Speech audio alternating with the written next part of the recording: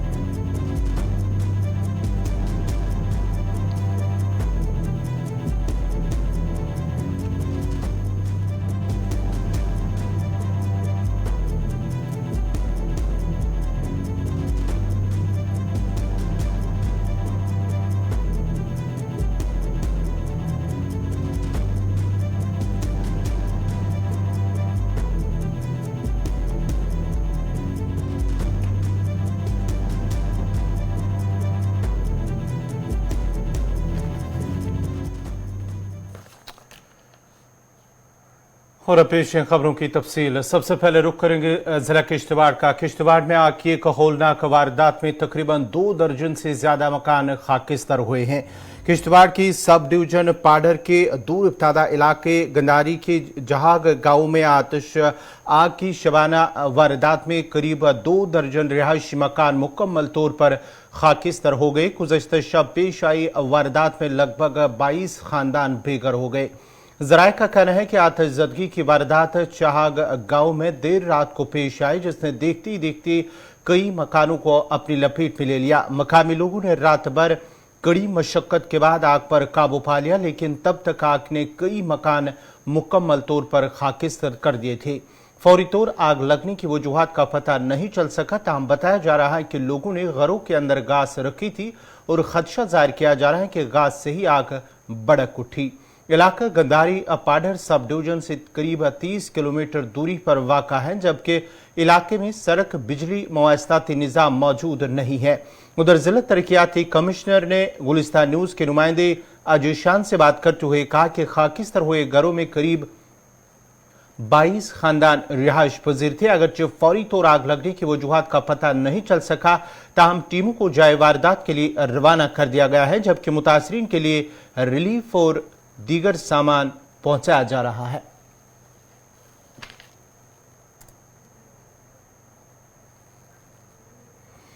आपको बताते चले ये करीब रात देर गई ये आग लगी है। तकरीबन 12 बजे के करीब ये आग लगी है, जिसके नतीजे में 2 दर्जन के करीब रिहायशी मकान खाकिस्तर हुए हैं, जबकि आज सुबह ही वहां पर पुलिस, फौज और दीगर जो रेस्क्यू टीमें हैं उन्हें भेजा गया है, जबकि रिलीफ का सामान भी जिला तरक्याती कमिश्नर किश्तवाड़ की निगरानी में वहां पर भेजा जा रहा है। ये एक बहुत ही दुखद घटना है, जिसमें कि गंदारी छग एरिया में रात को 1 बजे के आसपास आग लगी।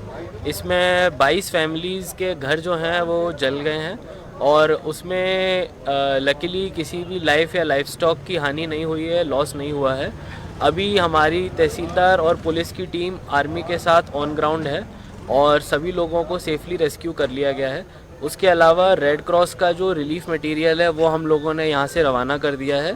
साथ साथ जो भी मॉनेटरी असिस्टेंस और बाकी रिलीफ मटेरियल है वो भी हम लोग भेज रहे हैं। सर, कितने लोगों को रेस्क्यू किया गया है और आग लगने की वजह क्या बताई गई? इसमें आग लगने की वजह अभी तक नहीं सामने आई है, लेकिन जो नंबर ऑफ पीपल जिनको रेस्क्यू किया गया है वो 80 से 85 के बीच में है, जो इन 22 फैमिली के मेंबर्स थे। अफेक्टेड को कहीं रखा जा रहा है सेफर प्लेसेस पे कोई? जी बिल्कुल, उधर जो विलेज के नियर बाय हाउसेज हैं उसमें अभी शेल्टर वो लेके अभी हम लोग उनको रख रहे हैं। अगर इवैक्यूएट कराने की ज़रूरत होगी और उनको नीचे अठोली गुलाबगढ़ में लाने की ज़रूरत होगी वो भी हम लोग करेंगे। सर विंटर जो है वो पीक पे है और उनके घर बनाने की ज़रूरत है, तो क्या इसमें PMAY में या किसी और स्कीम के तहत एडमिनिस्ट्रेशन ने कोई इनिशिएटिव लिया कि ताकि इनको घर प्रोवाइड किए जाएंगे? जी अभी एज एन इमीडिएट रिलीफ हम लोगों ने इनके लिए वार्म क्लोथिंग और ब्लैंकेट्स भेजे हुए हैं। उसके साथ साथ जिनको भी हाउसेज अभी जले हैं अंडर SDRF हम लोग रिलीफ प्रोवाइड करेंगे for reconstruction of their houses. BSF ने फिरोजपुर सेक्टर में असला और गोला बारूद का बड़ा जखीरा बरामद करने का दावा किया है। BSF का कहना है कि गुज़िश्ता शाम BOP जुगदीश में तैनात BSF की 136 बटालियन के एहलकारों ने सरहद पर जीरो लाइन के करीब तलाशी के दौरान एक बैग बरामद किया, जिसमें 6 खाली मैगजीन समेत 3 AK-47 राइफल, 5 खाली मैगजीन के साथ 3 मिनी AK-47 राइफल, 6 खाली मैगजीन के साथ 3 पिस्तौल और 200 राउंड गोला बारूद बरामद हुए हैं। उन्होंने कहा कि तलाशी ऑपरेशन काफी देर तक जारी रही, जबकि BSF को मजीद चौकस रहने की हिदायत जारी कर दी गई है।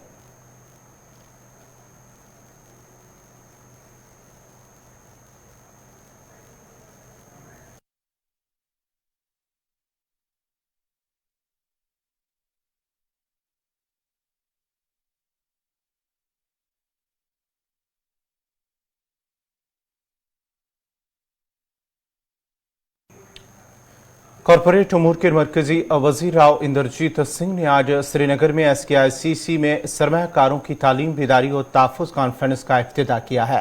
नेशनल कॉन्फ्रेंस के सदर डॉक्टर फारूक अब्दुल्ला भी इस कॉन्फ्रेंस में मौजूद रहे। इस मौके पर वजीर ने सरमायाकार बेदारी वैन विशाख सारथी को झंडी दिखाकर रवाना किया।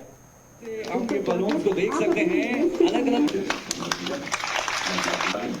जो हर एक आम कश्मीर के घर को रोशन करेगा।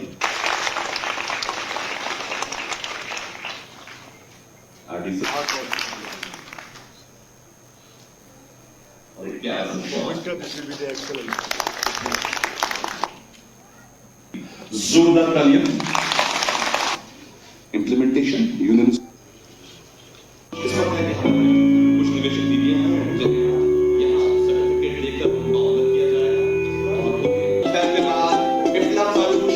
हमारी अगली निवेशक दुनिया की इकोनॉमिक हालत वो बहुत ही खराब है। यूक्रेन और रशिया के वॉर से और भी खराब है। ये अल्लाह जाने, अगर ये वॉर चलता रहा तो मुश्किलात सारी दुनिया में बने।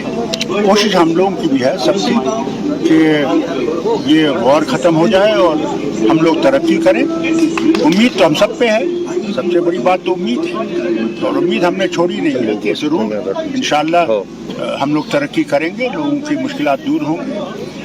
बेकारी बहुत है, पढ़े लिखे बच्चे बच्चियाँ बेकार हैं।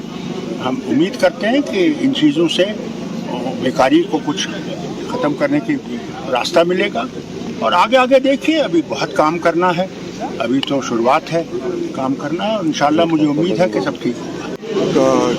मिनिस्ट्री ऑफ कॉर्पोरेट अफेयर्स का फंक्शन हो रहा है और हम जगह जगह एक व्हीकल को भेजेंगे जिसके माध्यम से ये समझाने का प्रयास किया जाएगा कि बेस्ट बैंकिंग प्रैक्टिसेस क्या होनी चाहिए, आपको बैंक अकाउंट क्यों खोलने चाहिए और जो भारत सरकार की जो जितनी भी सुविधा देने वाली स्कीम्स हैं उसका लाभ किस तौर के ऊपर आप उठा सकते हैं।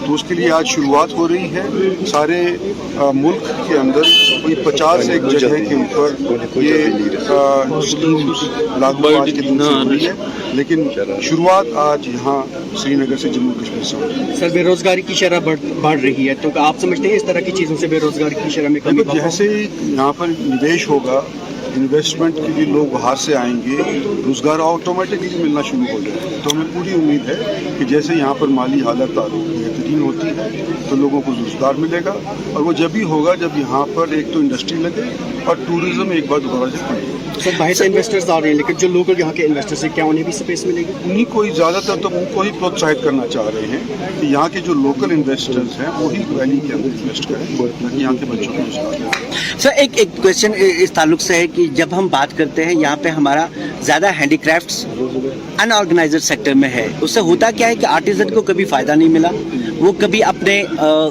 ऑनलाइन पे जा नहीं सके क्योंकि अब बिजनेस ऑनलाइन हो गया है, डिजिटल हो गया है। क्या उनके लिए ये प्रोग्राम्स उनको उनके हेल्प के लिए आएंगे? क्योंकि स्कीमें तो हैं लेकिन उस शख्स तक नहीं पहुंच रही है जो आर्टिजन भी है और जिसको फ़ायदा चाहिए होता है। उस स्कीम को आर्टिजन तक और आम आदमी तक पहुँचाने के लिए ही ये शुरुआत करी जा रही है और ये गाड़ियाँ हम यहाँ पर कोई 50-60 दिन तक चलाएंगे ताकि केवल शहर के अंदर ही नहीं देहात के अंदर भी जानकारी लोगों को मिले और मदद करने के लिए हमारी कोऑपरेटिव अफेयर्स की मिनिस्टर और मिनिस्ट्री पूरा काम करेगी। काफ़ी दिनों से बड़ी इन्वेस्टमेंट्स की बातें कर रहे हैं हम, अभी तक आई नहीं है, ज़मीन पे दिख नहीं रही। देखिए पिछले 2 साल के अंदर 3 साल के अंदर कोविड आया था और लोगों को डर लगने लग गया था, इन्वेस्टमेंट के ऊपर भी लोगों का रोकथाम हो गया था। लेकिन जैसे ही अब माहौल बेहतरीन हुआ है और जैसा कि आने के उपरांत मुझे मालूम चल रहा है अमन चैन यहाँ पर फिर से आने लगा है, तो मैं समझता हूँ कि पूरी गुंजाइश है कि यहाँ पर लोग इन्वेस्ट करें। इको फ्रेजाइल जोन है, क्या हम सस्टेनेबल इन्वेस्टमेंट की बात करते हैं यहाँ कि हम उसी राह पे हैं जिस राह पे एक ज़माने में चले थे? क्योंकि ये बहुत इको फ्रेजाइल जोन है, यहाँ पे बात करते हैं ऐसी इन्वेस्टमेंट्स की जो यहाँ के एनवायरनमेंट को भी।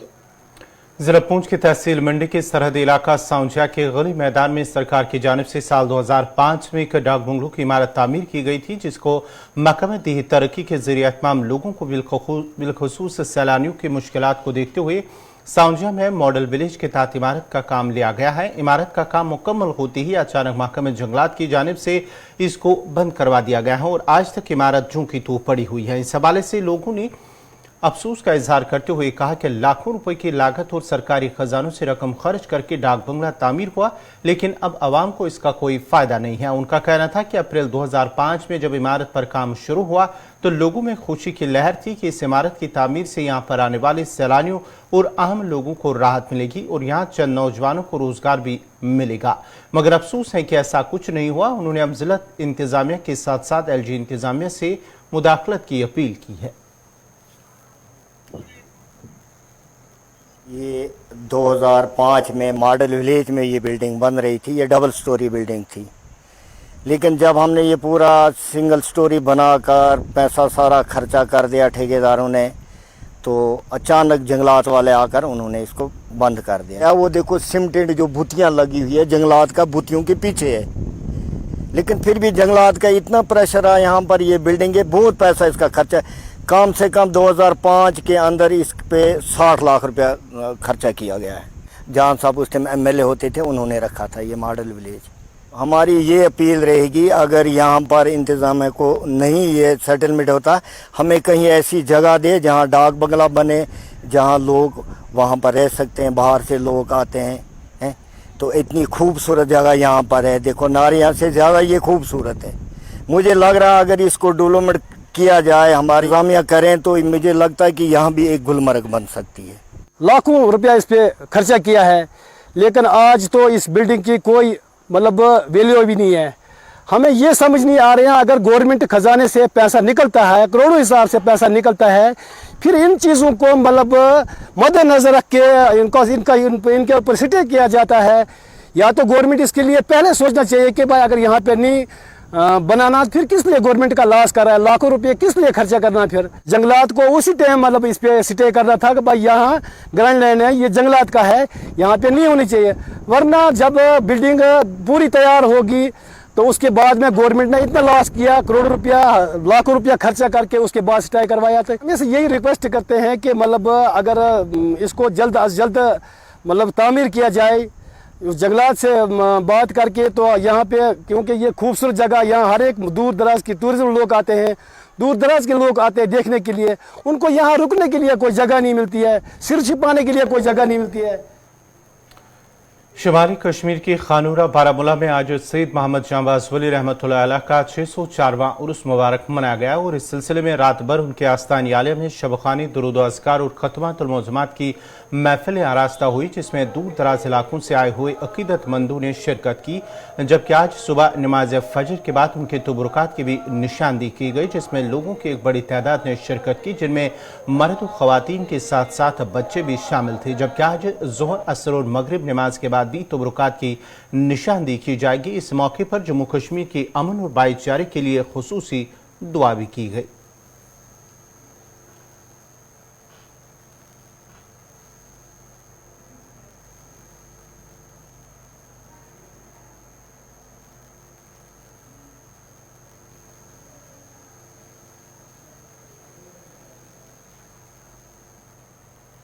जितने भी यहाँ पर लोग आए हैं और इससे पहले हम आपके भी शुक्रगुजार हैं और उनके भी शुक्रगुजार हैं जो इस ठंड में भी यहाँ पर इस उर्स मुबारक में यहाँ पर आए और यहाँ पर तबरुकात की जो निशानदेही कराई गई और इससे वो फैज़याब हो गए। और अल्लाह का करम है, इस ठंड के बावजूद भी यहाँ पर बहुत सारे लोग आए थे। तकरीबन अगर हम तखमीनन हम इसकी तादाद करेंगे तकरीबन 5-6 हज़ार के आसपास करीब इस वक्त लोग यहाँ पर आए थे, जहाँ जिसमें मर्द और जन और बच्चे भी थे शामिल थे। और जो यहाँ पर तबरुकात की निशानदेही कराई गई, जिसमें शान शरीफ और कुलाए शरीफ हैं, और इससे हम वक्त फैज़याब होते हैं। और इसी तरह इसी अकीदत को मद्देनज़र रखते हुए यहाँ पर जो लोग आए थे, इससे फैज़याब हासिल होने के लिए, और लोग जो हैं यहाँ पर इससे फैज़याब हो चुके हैं। कहाँ से यहाँ पे लोग आते हैं? जो यहाँ पे लोग आए, क्या उनके लिए यहाँ पे इंतज़ामात पहले से ही किए गए? बहरहाल जो यहाँ पर रिवायती तौर इंतज़ामात होते हैं वक्फ बोर्ड की तरफ से या यहाँ के लोकल औकाफ इस्लामिया की तरफ से, या जो यहाँ पर जामाज एकेडमी है या इदारे तहक़ीक़ात या जो जितने भी यहाँ पर इकाइयाँ हैं, तो ये अपने अपने हिसाब से सारे लोग यहाँ पर तैयारी करते हैं पहले से। और वक्फ बोर्ड ने भी जो हस्ब रिवायत यहाँ पर तैयारी होती थी वो पहले से ही मतलब वो इंतज़ामात मुकम्मल हो चुके थे। क्या दुआ मांगी गई इस उर्स मुबारक के? खुसूसी दुआ तो यह है, अल्लाह तबारक व तआला की बारगाह में हम वक्त ये दुआ करते हैं, अल्लाह ताला हर इंसान को, इंसानियत को खुशहाल रखे और अमन अमान में रखे। बहुत शुक्रिया। सबसे पहले अपना नाम बताइए और इस उर्स मुबारक। हरियाणा के सूरज कुंड में होने वाली रियासतों के वज़राए दाखिला के 2 रोज़ा चिंतन शिविर में आज वज़ीर आज़म ने वीडियो कॉन्फ्रेंसिंग के जरिए खिताब किया। कॉन्फ्रेंस में रियासतों के वज़राए आला और मरकज़ के ज़रिए इंतज़ाम इलाकों के लेफ्टिनेंट गवर्नर्स और एडमिनिस्ट्रेटर्स मौजूद हैं। चिंतन शिविर में रियासतों के दाखिला सेक्रेटरी, पुलिस के डायरेक्टर जनरल और मरकज़ी मुसल्लह पुलिस फोर्सेज और पुलिस तंजीमों के डायरेक्टर जनरल भी मौजूद हैं। चिंतन शिविर का मकसद विजन 2047 और पंच प्राण के निफाज के लिए एक लाहे अमल तैयार करना है, जिसका ऐलान इस साल वज़ीर आज़म नरेंद्र मोदी की यौम आज़ादी की तकरीब में किया गया था। उसी से डरी हुई सोसाइटी, उसी से ड्राइव होने वाली सोसाइटी, इसके बीच में एक बहुत बड़ी शक्ति हमें खड़ी करनी होगी, टेक्नोलॉजिकल शक्ति खड़ी करनी होगी। साथियों, सिविल डिफेंस की आवश्यकता है। और जैसे अभी अमित भाई बता रहे थे, भाई कुछ चीजें हैं जिस पर हमारा ध्यान अभी हट रहा है। अमित भाई ने सही चीजों को पकड़ा है। आप लोग भी चिंतित, ये जो अनेक दशकों से चली हुई चीजें हैं, इसका बहुत उपयोग है। स्कूल कॉलेज में भी इसको हमने सिविल डिफेंस से विषय हो, प्राइमरी हेल्थ वाले विषय हो, ये जो चीजें होती हैं जो पहले भी करते थे हम लोग, फायर फाइटिंग की व्यवस्था पहले भी करते थे, इसको हमने साहस स्वभाव बनाना चाहिए। और मैंने तो कहा है, हर नगर पालिका, महानगर पालिका में सप्ताह में एक दिन किसी स्कूल में जाकर के फायर फाइटिंग के क्षेत्र के लोग और पुलिस ने जाकर के ड्रिल करनी चाहिए। तो स्कूल के बच्चे देखेंगे तो उनका भी एजुकेशन हो जाएगा, जो सिस्टम है वो भी उनकी ड्रिल और प्रैक्टिस होती जाएगी।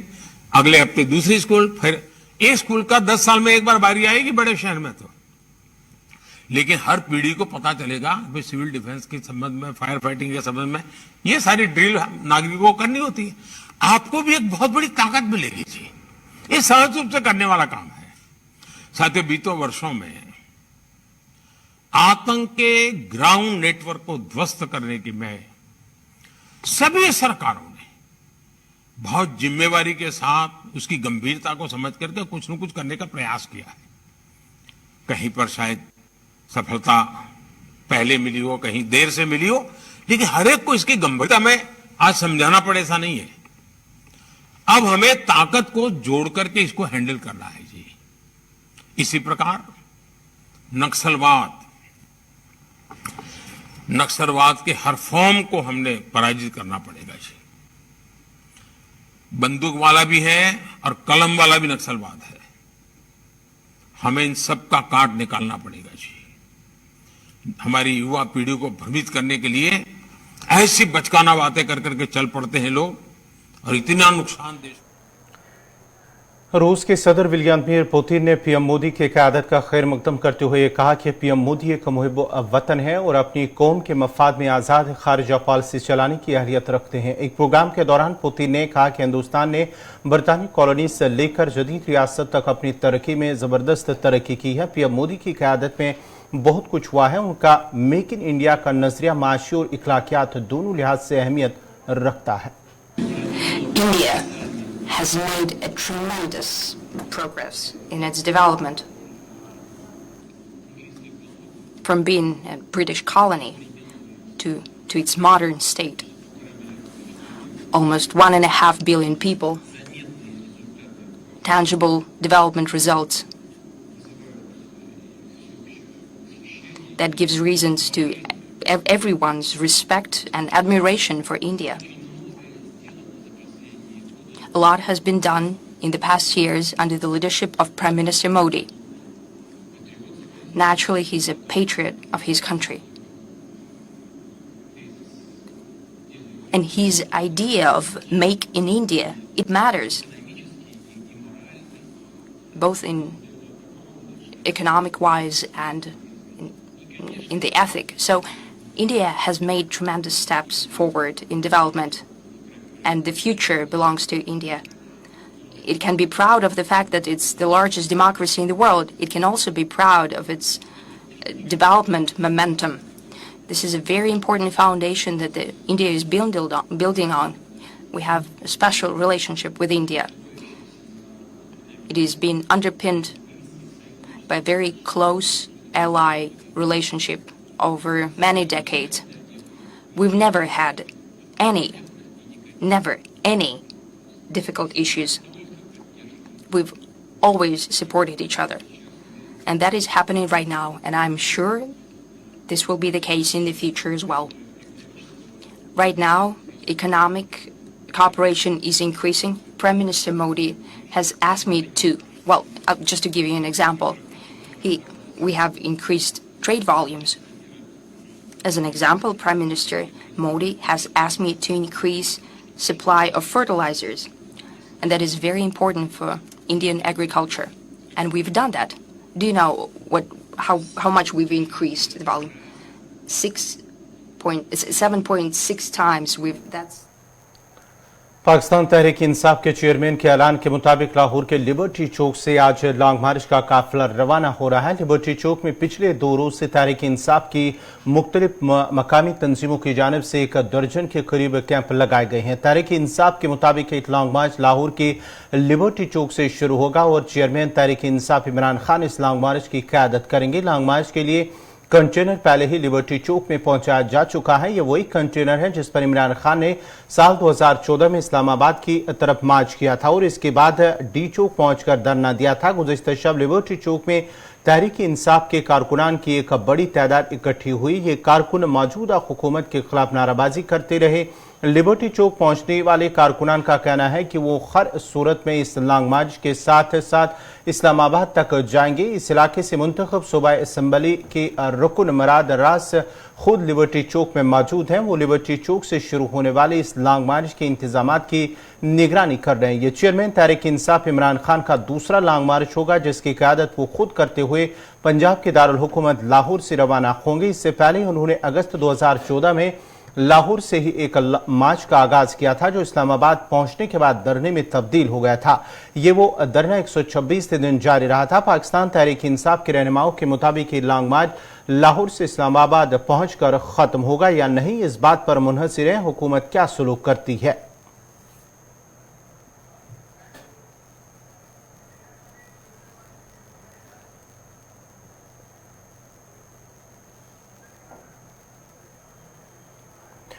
अमेरिकी बिजनेसमैन एलन मस्क ने ट्विटर का कंट्रोल संभाल लिया है और सोशल मीडिया के इस बड़े प्लेटफॉर्म को 44 बिलियन अमेरिकी डॉलर में खरीदने का वादा मुकम्मल कर लिया है। एलन मस्क ने ट्विटर खरीदने के बाद ही भारतीय नजाद सीईओ पराग अग्रवाल को बरतरफ कर दिया। ट्विटर के सीईओ पराग अग्रवाल और चीफ फाइनेंशियल ऑफिसर नेड सैगल ने कंपनी के सैन फ्रांसिस्को हेडक्वार्टर को छोड़ दिया है। पराग अग्रवाल ने गुज़िश्ता साल नवंबर में ओहदा संभाला था। टेस्ला के सीईओ एलन मस्क ट्विटर के नए मालिक बन गए हैं। एक रिपोर्ट के मुताबिक ट्विटर के सीईओ पराग अग्रवाल और सीएफओ नेड सहगल को एलन मस्क के मालिक बनने के बाद ही कंपनी से बरतरफ कर दिया गया है।